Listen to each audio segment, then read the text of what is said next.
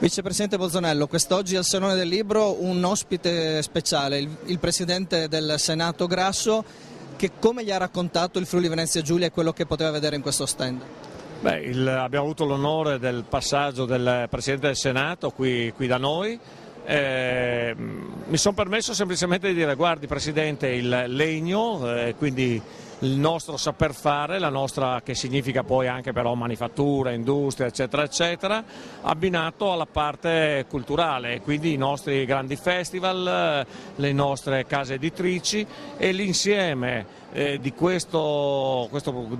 binomio, da una parte impresa, industria, artigianato, turismo e quindi tutto quello che significa appunto economia, e dall'altra cultura, è quello che di fatto è la nostra terra, una terra che sa che ha bisogno di un sistema dei saperi, delle conoscenze, del confronto, del dialogo molto forte per poter essere altamente innovativa e quindi fare della buona impresa. Questo è esattamente quello che in pillole ho detto al Presidente Grasso nella sua visita così bella, così significativa per la nostra regione. Lei ricordava anche nell'incontro che ha avuto con l'architetto Donà in rappresentanza dell'architetto Boeri l'importanza di coniugare cultura e territorio attraverso anche l'industria. Come vogliamo riassumere questo aspetto che è così importante per il Friuli Venezia Giulia, terra di saperi? Noi sappiamo che oggi abbiamo la necessità di avere tanta innovazione, che sia in qualunque materia, e lo è sempre di più perché la tecnologia, la digitalizzazione sta pervadendo tutto quello che è la nostra vita, la vita quotidiana delle famiglie, ma anche tutto quello che è impresa. Oggi fare impresa significa andare verso Industria 4.0, che non è nient'altro che una fabbrica che dialoga con le altre fabbriche, che dialoga con gli altri sistemi e che quindi vede l'uomo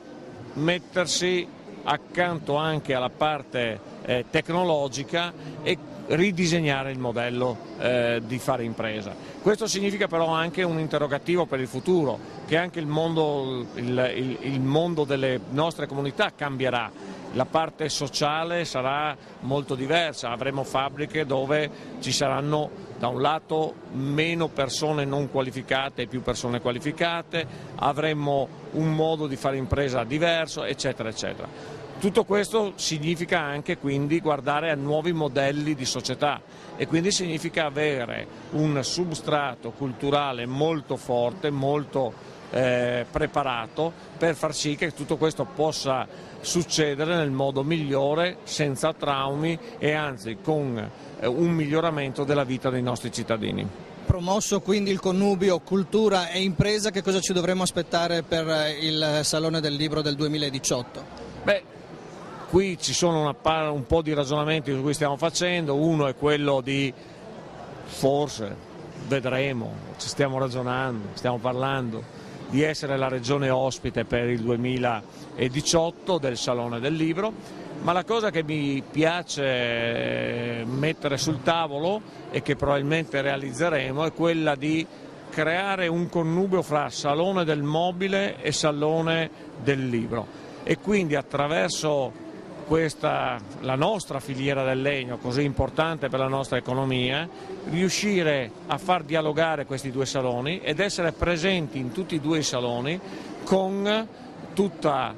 questo viaggio che l'architetto Boeri sta disegnando attraverso il progetto Radura, e quindi un'evoluzione di quel progetto presente prima al Salone del Mobile e poi al Salone del Libro.